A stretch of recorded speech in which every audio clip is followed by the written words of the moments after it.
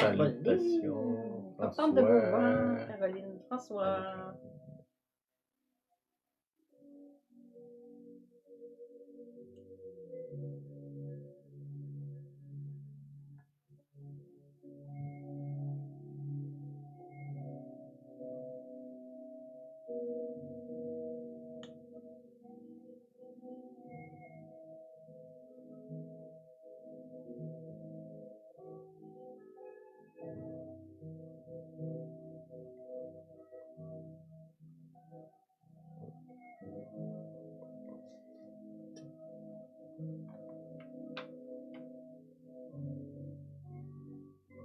C'est bon? Mhm.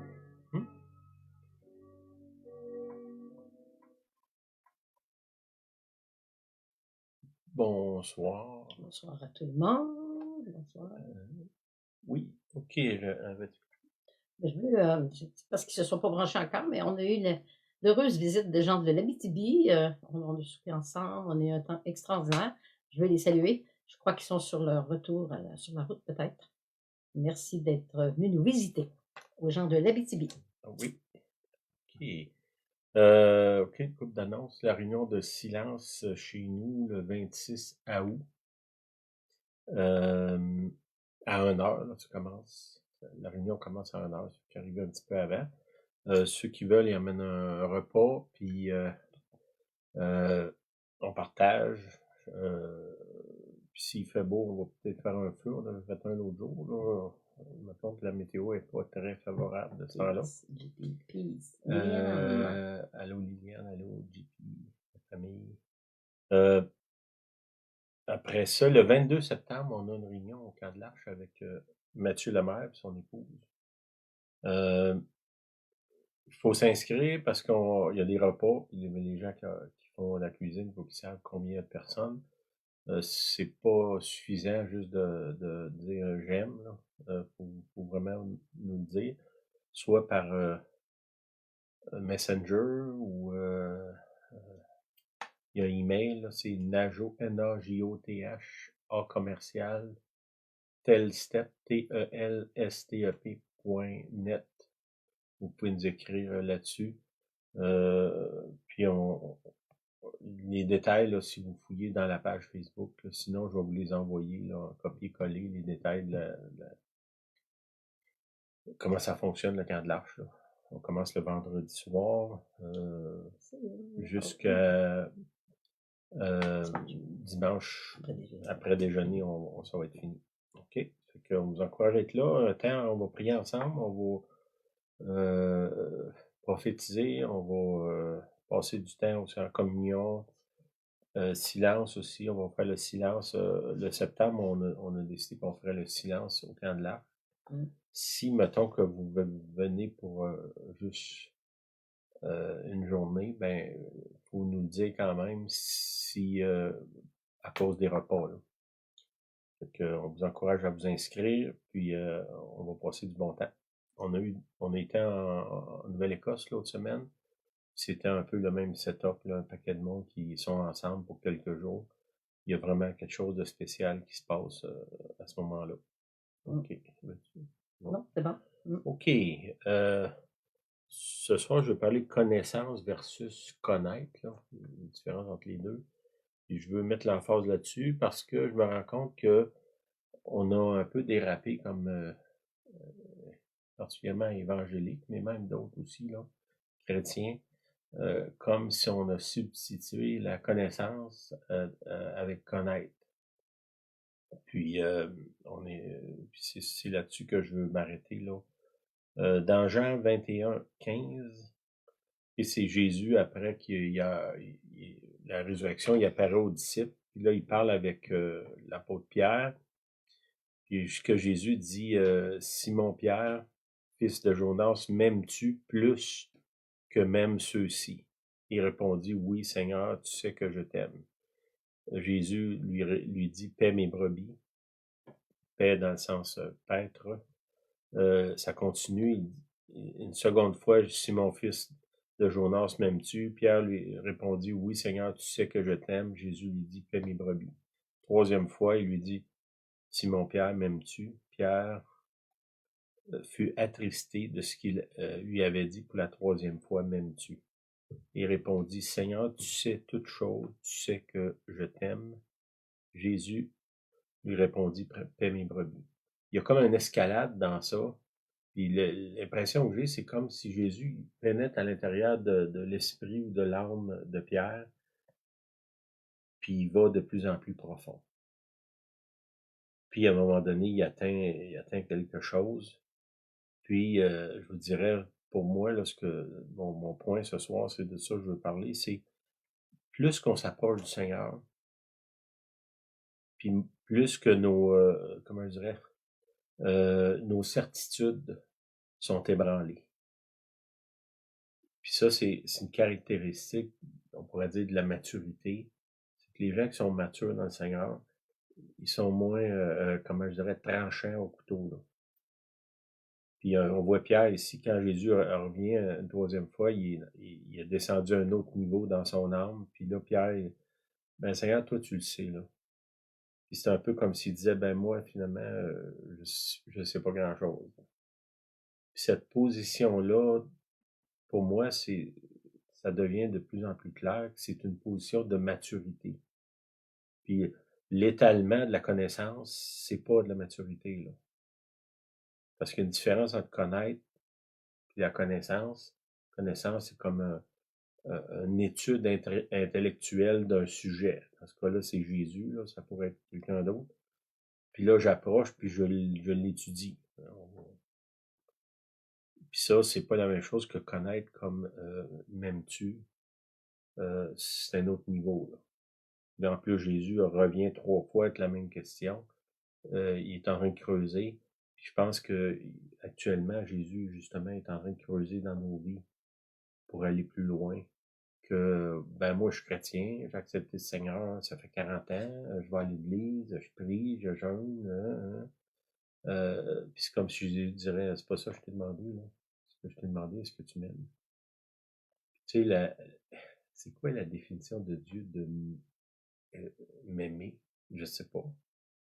Tu sais, moi, j'en ai une qui est presque toujours complètement tournée sur moi-même, là. Puis là, Dieu arrive avec sa définition à lui, en tout cas sa question à lui. Puis là, mes certitudes sur l'amour, tout d'un coup, sont ébranlées. Puis un peu comme Pierre, je ne sais plus quoi répondre, là. Peut-être que la meilleure réponse, c'est, ben, Seigneur, toi, tu le sais. Moi, je suis pas fiable. Je suis pas fiable en amour, je suis pas fiable en amitié, je suis pas fiable en relation, je suis pas fiable, point. Puis Pierre reconnaît ça. Est-ce que Jésus le disqualifie pour ça? Non, je pense que il continue en disant, paix mes brebis. C'est malgré l'effondrement de tes certitudes, puis peut-être la reconnaissance de ta pauvreté, je veux quand même que tu travailles avec moi. Puis là, on peut se questionner là-dessus, dire, ben, c'est pas un peu épeurant de voir à quel point on est, j'ai envie de dire, nul, là. Puis que Jésus, quand même, nous tend la main puis dit, mon désir, c'est de travailler avec toi. Tu sais, il dit aux disciples, j'ai grandement le repas, la communion, il dit, j'ai grandement désiré prendre ce repas avec vous. Jésus savait que les disciples étaient pour le renier, se sauver, bon, dans le cas d'un, le vendre même. Puis Jésus est là, puis il dit, j'ai grandement désiré être avec vous autres, là. Il y a quelque chose d'un peu étrange pour nous. C'est quoi cet amour-là?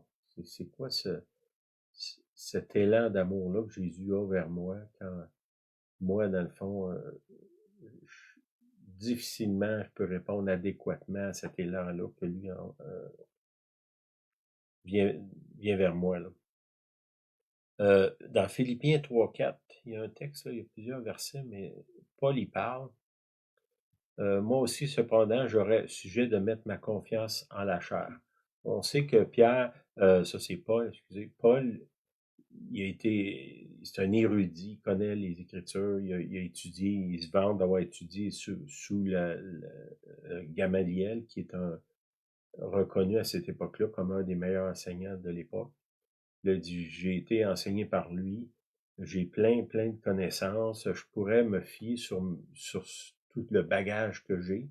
Qu'est-ce qu'il dit? Il dit, si quelqu'un d'autre croit pouvoir se confier dans la chair, je le puis bien davantage. Là, on voit que, dans le fond, à ce moment-là, Paul, il associe toute sa connaissance à la chair. Ce qui est sorti de moi, ce qui est sorti de ma façon de voir Dieu, de voir la société, de voir l'Église. Lui, à son époque, l'Église, on pourrait dire, n'existait pas, c'était la synagogue, là. Mais nous autres, on pourrait utiliser le mot l'Église. Toute cette façon-là, puis on voit que quand Paul, avant qu'il se convertisse, il y a plein de certitudes. Il sait où est-ce qu'il s'en va, il sait c'est qui le pas bon, il sait c'est qui est bon. Puis là, il y a tout est déjà dessiné dans sa tête. Qu'est-ce qui se passe? Il rencontre Jésus. Puis l'histoire, puis ça parle beaucoup de chemin. Il y en a beaucoup qui utilisent ça dans le langage populaire. Là. Mon expérience du chemin de Damas. Hein. Paul est rempli de lui-même, de volonté, de désir, de servir Dieu même. Dans son cas, il servait Dieu. Là. Bon, c'est ce qu'il pensait, là. Puis il avait mis toutes ses œuvres dans le même panier. Il y avait pas il y avait c'est un non-retour. Je vais jusqu'au bout. Je suis prêt à tuer même pour défendre Dieu, si Dieu aurait besoin vraiment d'être défendu. Là. Ça, c'est un autre sujet, là. Puis, qu'est-ce qui se fait? Il rencontre Jésus. Il tombe en bas de son cheval. Puis tout sur lequel il a bâti sa vie, soudainement, ça devient comme de la poussière. Puis là, il est obligé de reconnaître que tout ça, ça valait rien. Puis ici, c'est ce qu'il fait. Il dit, si quelqu'un d'autre croit pouvoir se confier dans la chair, je le puis bien plus davantage.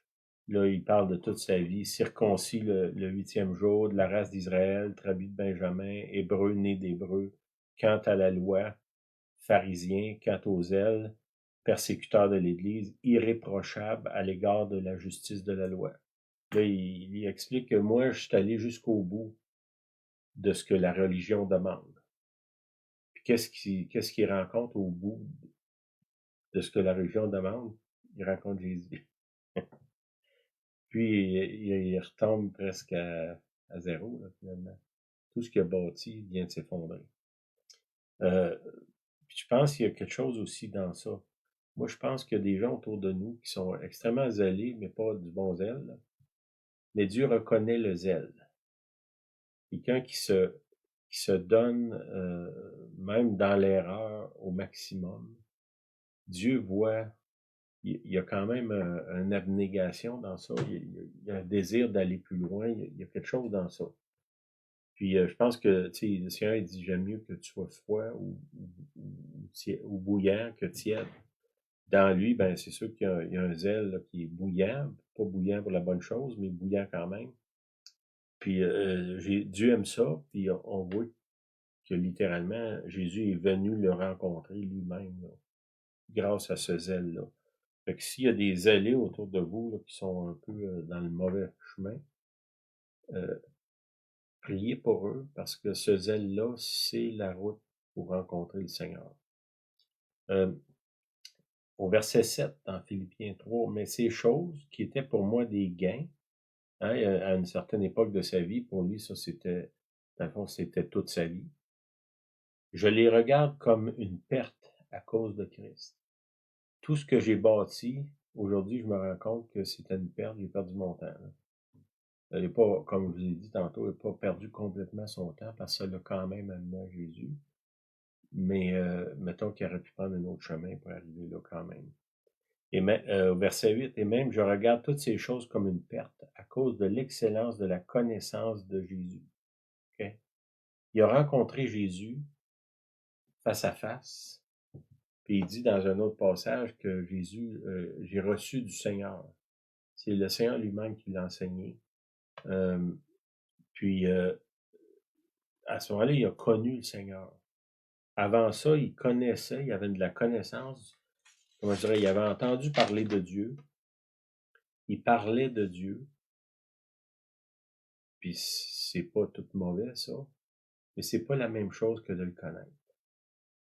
Puis il y a beaucoup de gens qui prêchent, qui enseignent, qui témoignent, qui vont à l'église. Ils parlent de Dieu, mais ils le connaissent pas. Puis même Paul, il parle dans les Actes des Apôtres, il dit je viens vous présenter vous avez une statue à un Dieu inconnu. C'est ce Dieu-là que je viens vous présenter. Un Dieu que vous connaissez pas, mais il parle à des gens qui sont extrêmement religieux. Puis il leur dit ben vous avez entendu parler de lui, vous parlez de lui, mais vous le connaissez pas. C'est ça, je veux faire la distinction.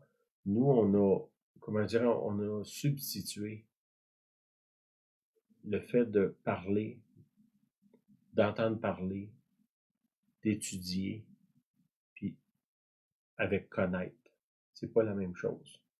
Souvent, comment je dirais, il y en a qui ont une relation avec la Bible. La Bible, c'est pas le Seigneur. Là. Ils sont capables de citer des passages de la Bible, puis là, ils ont plein de certitudes, un peu comme Paul. Des choses qui sont certaines, ça c'est blanc, ça c'est noir, ça c'est de Dieu, ça c'est pas de Dieu. Puis là, il y a toutes ces certitudes-là. Puis tout d'un coup, comme Paul, il rencontre Jésus, puis soudainement, toutes ces certitudes-là partent. OK. Il continue en disant à cause de l'excellence de la connaissance de Jésus-Christ, mon Seigneur, pour lequel j'ai renoncé à tout, et je les regarde comme de la boue afin de gagner Christ.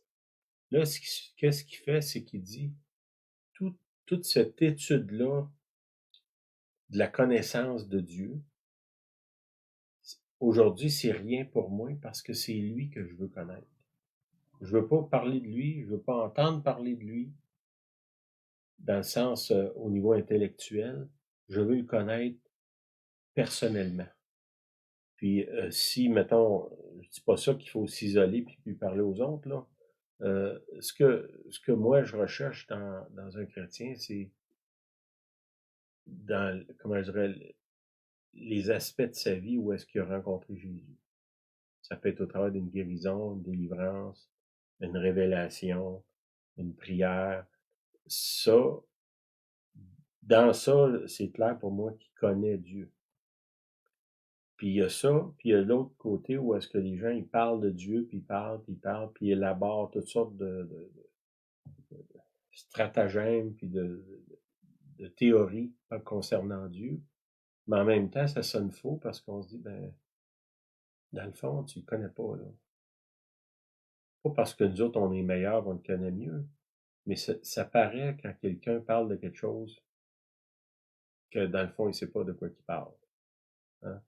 Moi, je fais de la plomberie, là, puis des fois, je vais d'un magasin, puis la personne qui est là, euh, même si je suis pas un expert, je suis capable de comprendre qu'elle sait pas de quoi elle parle. Puis, je suis pas obligé de l'insulter, là, mais je suis capable de faire la différence. Puis, je pense, je sais pas si je vous ai déjà témoigné ça, mais ça faisait peut-être une douzaine d'années que j'étais chrétien, j'allais à l'église, tout ça, j'avais étudié, on lisait la Bible, on avait plein d'études, à l'époque, on avait 4 ou 5 réunions par semaine. Minimum 4. Ouais. Ouais. Aujourd'hui, on a de la misère à avoir quelqu'un à une réunion par mois. À ce moment-là, on allait aux réunions, puis on était zélés, vraiment un zèle d'apprendre, d'étudier, puis tout ça. Puis 12 ans plus tard, je vais dans une réunion, j'étais à Ottawa. Puis il y a quelqu'un qui s'est mis à parler, là. Puis là, j'ai vu que cette personne-là connaissait le Seigneur. Avant ça, j'avais entendu parler du Seigneur, je parlais du Seigneur. Mais là, j'avais devant moi quelqu'un qui le connaissait.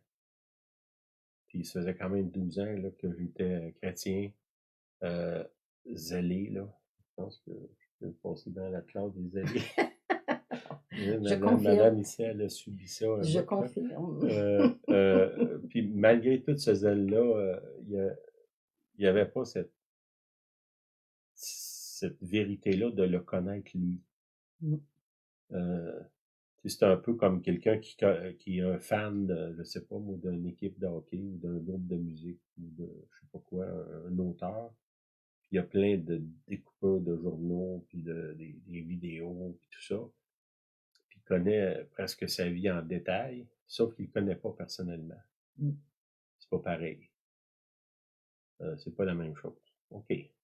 Euh, OK, je suis rendu au verset Toujours Philippiens. Philippiens, oui, Philippiens 3, verset 9. Et d'être trouvé en lui. OK? En lui, ça parle de proximité, là. Ça, c'est plus que j'ai lu un livre concernant lui, là. Que je sois trouvé en lui, non avec ma justice, celle qui vient de la loi. Et on parle ici, la loi, c'est un ensemble de règles que tu suis. Ça, c'est l'Ancien Testament. Il y a des règles aussi dans le Nouveau Testament, je comprends. Mais dans le Nouveau Testament, la Nouvelle Alliance, c'est Jésus, il vient vivre en moi. Je me retrouve en lui. Fait que c'est plus un ensemble de règles, c'est une relation intime, personnelle. Puis nous, les évangéliques, il y a trop d'évangéliques en tout cas, puis je m'exclus pas dans ça, là, on a substitué ça par des études puis de la connaissance intellectuelle. Quand Jésus, dans son cœur, c'était je veux, j'ai grandement désiré être avec toi. Là. Et je suis content que tu m'étudies, mais c'est pas la même chose que d'être avec moi. Là. D'être trouvé en lui, verset 9. Mais avec celle qui s'obtient par la foi. Et là, il met la différence entre la foi et la loi, les règles, puis la foi, c'est quoi? La foi, c'est un travail, hein? C'est un abandon. La justice qui vient de Dieu, ça vient pas de moi, ça vient pas de fruit de mes recherches, ça vient de Dieu. Il faut que moi je l'accueille, que je le reçois. C'est pas moi qui va monter au ciel aller chercher la bénédiction. Là. On n'a pas accès à ça. C'est Dieu qui vient vers moi, puis moi, mon rôle, c'est de l'accueillir. Puis peut-être un peu d'arrêter de trop analyser, là, puis simplement le recevoir. Une des choses que je sais que le Seigneur désire, c'est qu'on revienne à la simplicité de l'Évangile. Qu'on arrête de tout compliquer, là. Ça, c'est quelque chose que je sais que le Seigneur veut, puis nous autres, on devrait vouloir ça aussi, là. On a assez d'affaires compliquées, là. Afin de connaître Christ. Encore là, le mot connaître. Hein? Je vous ai dit déjà, le mot connaître, ici, ça va, c'est beau. Ça parle d'intimité, là. Le mot connaître, là, dans Genèse, quand il dit Adam a connu Ève, puis elle est devenue enceinte, ça parle de plus que je n'ai entendu parler, là. Il y a eu de l'intimité, là, pour concevoir. Puis ça, c'est une autre chose. Si on n'a pas l'intimité avec Dieu, on ne peut pas être fertile puis se reproduire. C'est impossible. Et l'intellectuel, de penser à avoir des enfants, ça fait pas des enfants. Tu peux y penser toute ta vie, là, mais ça prend d'autres choses. Ça prend l'intimité, ça prend une relation. Puis ça, c'est la même chose au niveau de l'Évangile. Pour porter du fruit, il faut qu'il y ait une relation. Puis ça, ben, on a souvent, tu sais, on se dit, ben, mets de l'ordre dans ta vie, là, puis après ça, tu viendras à Dieu. Mhm. Puis, tu sais, c'est comme, tu peux pas avoir des enfants si t'es seul, là. Ça prend quelqu'un d'autre. Tu peux pas avoir de fruits. Tu sais, c'est pas pour rien que les fruits, ça s'appelle les fruits de l'esprit. Comment je peux avoir ces fruits-là si c'est pas l'esprit qui me les donne? Comment que je peux les recevoir? C'est quand je le connais, puis j'ai l'intimité avec lui. Puis là, on ne parle pas d'une connaissance intellectuelle. Là. Et la puissance de sa résurrection, la communion de ses souffrances. Hein? Ça, c'est important. Si vous voulez rentrer en communion avec le Seigneur, avec les autres, c'est souffrant.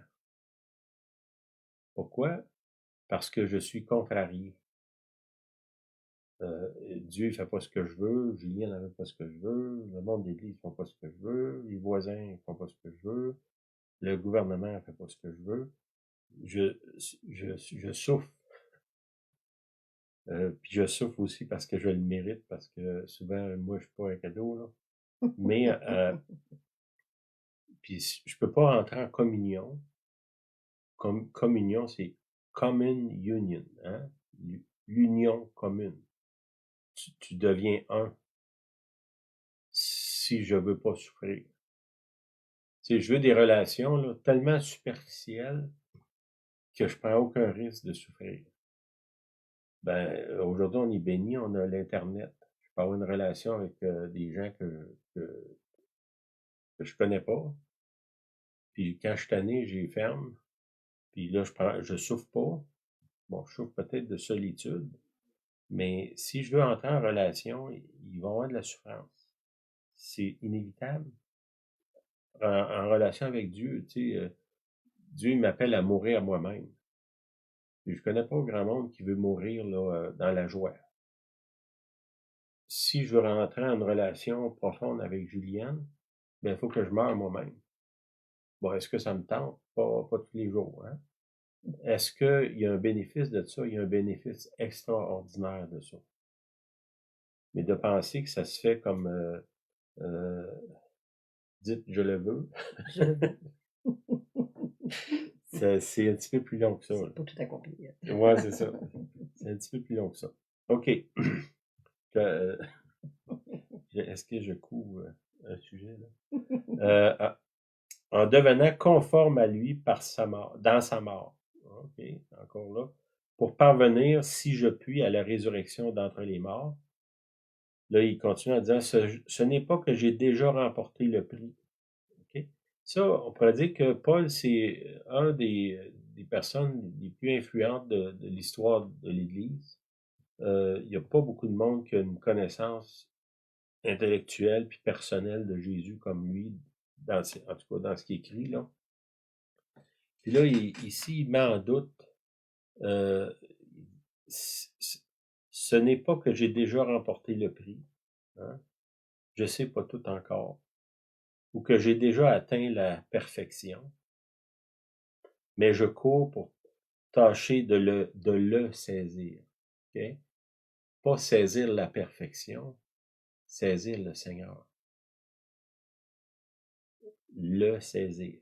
Ça, c'est important. Si je veux avancer dans la foi, je veux avancer dans la connaissance de lui, il faut que je m'accroche à lui. Puisque moi aussi, j'ai été saisi par Jésus-Christ. Bon, ici, il y a un jeu de mots, là. Est-ce que c'est moi qui le saisis, que c'est lui qui me saisit? Je pense que des fois, c'est moi. Quand Jésus il dit, je cherche un endroit où reposer ma tête. Bon, est-ce que moi, je peux être cette personne-là? Je peux pas. Est-ce que moi, je cherche une place pour reposer ma tête? La réponse est absolument oui. Est-ce que le Seigneur est disponible pour ça? La réponse est oui. OK. Mais il faut que je développe une intimité avec lui. Je peux pas renier comme les restrictions du COVID, là, 2 mètres, là, approche pas. Ça marche pas, ça. OK? Faut que je sois trouvé en lui. Je parle de plus que juste être à 2 mètres. Là. OK, verset 14. Frère, je ne pense pas l'avoir saisi, mais j'ai fait une chose, oubliant ce qui est en arrière, me portant vers ce qui est en avant, je cours vers le but. Et qui le but, c'est Jésus, pour remporter le prix de la vocation céleste en Dieu, en Jésus-Christ. Une vocation, c'est un appel qui est dans toi de façon innée. Hein? On dit les professeurs, c'est une vocation. Les infirmiers, infirmières, c'est des vocations. Tu l'as ou tu l'as pas. Pourquoi un l'a puis l'autre l'a pas, je ne sais pas. Là aussi, on a tourné ça en bureaucratie, puis on a éliminé le mot vocation parce que ça fait peur, parce que ça parle de quand tu es dans une vocation, tu ne t'appartiens plus. Tu es prisonnier de ton appel. Là, ici, il parle de la vocation céleste. Ben, beaucoup de chrétiens, ils n'en veulent pas de vocation. Là. Ça demande trop. Hein? OK. 1 Corinthiens 8.2, ça fait plusieurs fois que je le cite, ce verset-là, depuis des semaines. Là. Si quelqu'un croit savoir quelque chose, il n'a pas encore connu comme il faut connaître. Si quelqu'un croit savoir, hein, quand tu penses que tu sais, c'est un signe que tu sais pas. C'est ça qui se dit ici. Il n'a pas encore connu comme il faut connaître. J'ai une vague idée de qui est Jésus. Même peut-être j'ai une idée, en tout cas que moi je me suis forgé à partir de ce que je pense de l'Évangile. Mais est-ce que je le connais personnellement? Peut-être pas tant que ça. Est-ce que je peux aller plus loin? La réponse est oui. Il donne la solution dans juste la phrase après. Il dit, mais si quelqu'un aime Dieu, celui-là est connu de lui. Hein, le mot connaître, on parle encore l'avant est d'ici, il n'a pas encore connu comme il faut. Si quelqu'un aime Dieu, celui-là est connu de lui. Dans le fond, la clé pour arriver là, c'est pas de l'étudier, c'est de l'aimer. Il continue 1 Corinthiens 13. Maintenant, ces trois choses demeurent, la foi, l'espérance et l'amour, mais la plus grande des trois, c'est l'amour. Pourquoi Jésus est venu sur la terre? Parce qu'il nous aime. Car Dieu a tant aimé le monde qu'il a donné son Fils. Puis là, nous, on a écarté ça, on a développé ça, une religion d'intellectuels qui s'étudie un l'autre puis qui étudie Dieu. Hein, ça ressemble, je vais décrire ça un petit peu plus loin. Là. Dans Luc 8, mais quand le Fils de l'homme viendra, trouvera-t-il la foi sur la terre? Et la foi, c'est une adhérence. C'est quelque chose à laquelle tu te donnes. Dans quoi d'autre qu'on se donne? C'est pas dans l'amour. Hein? La foi et l'amour, c'est la même chose. En tout cas, c'est parents, là. C'est quelque chose qu'on adhère, à laquelle on se donne. Tu peux pas adhérer si t'es pas collé. Hein? Un adhérent, si je déroule un morceau de ruban, c'est ça? Allez-y. Du tape, Du tape. Du ruban puis des je le colle pas nulle part, il adhérera pas. Puis à un moment donné, il va y avoir tellement de poussière sur le collant que ça colle plus.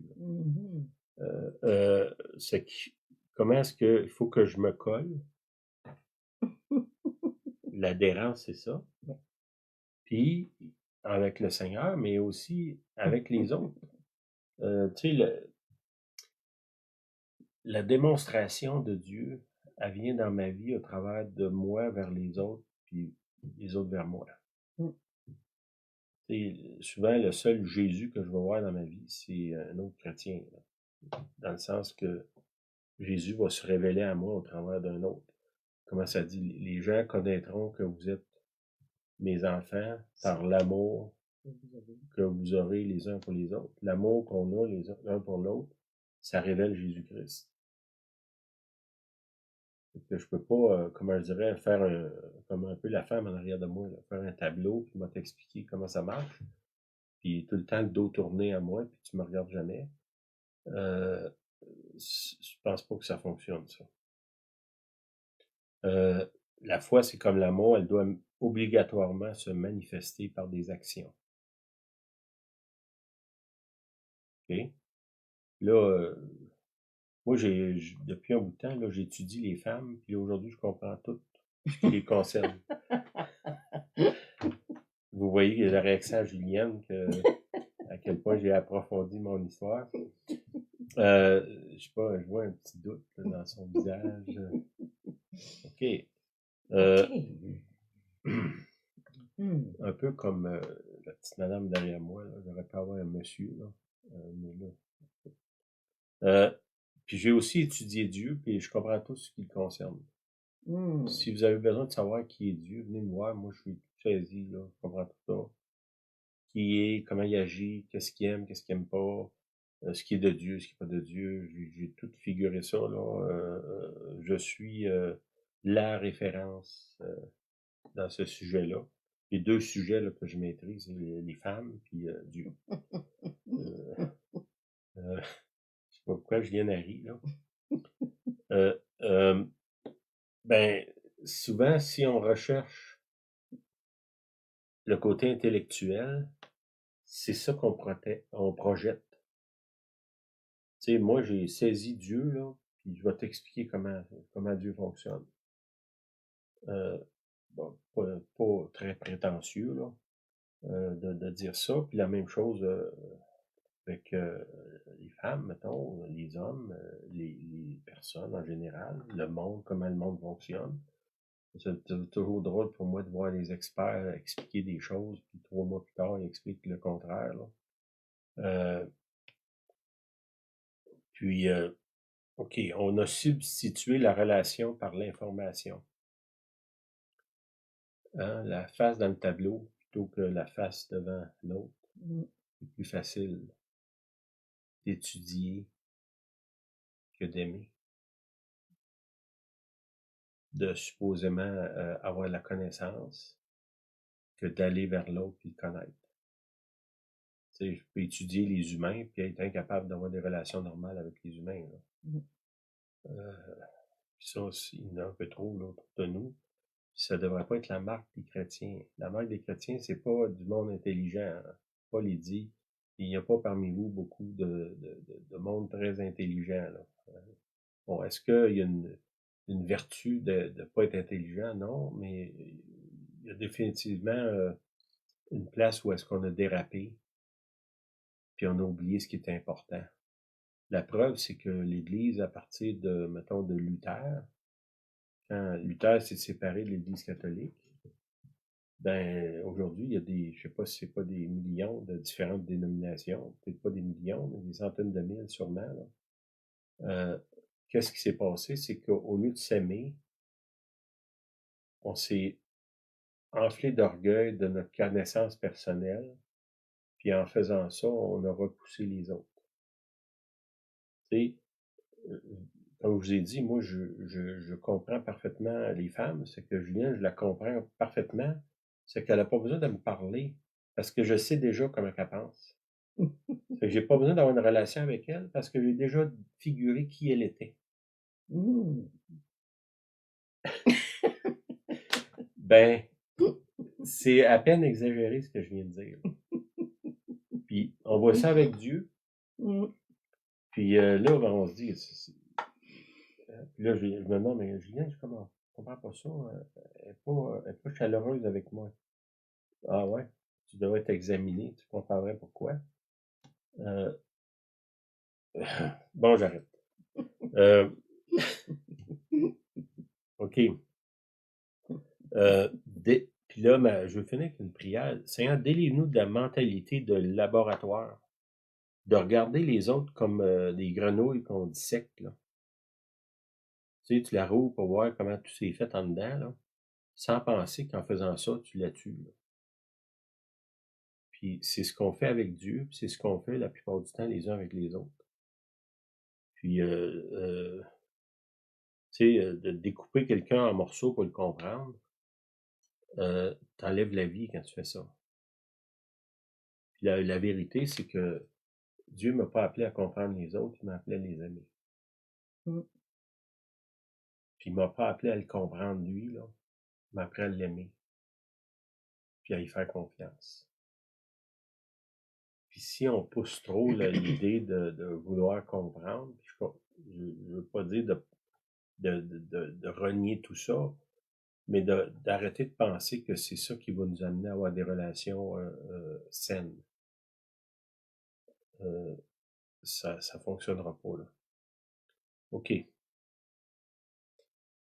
Euh, je vais prier. Seigneur, aide-moi à chercher, à connaître, à aimer, à pardonner, à m'engager, plutôt que de me perdre à chercher une connaissance analytique des autres Amen.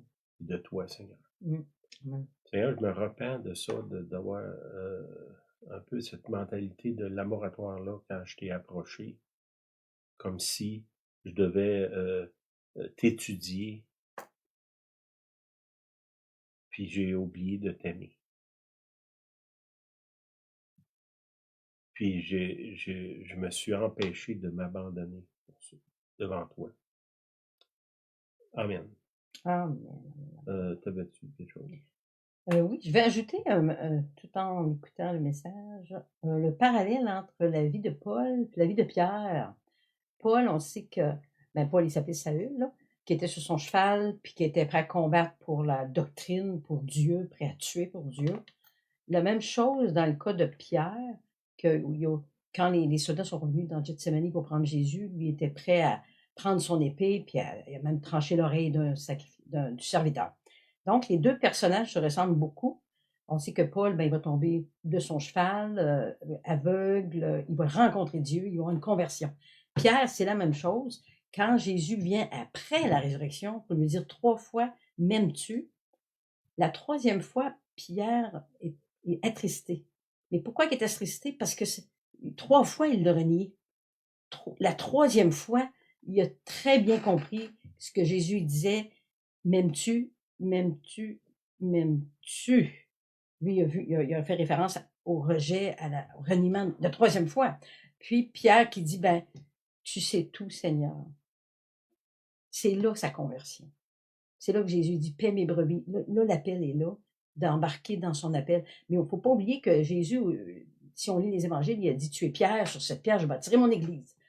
Alors Pierre, il va être un petit peu orgueilleux, dire, ben moi, wow, c'est sur moi que je vais bâtir l'église, vis-à-vis les autres, je parle. Là.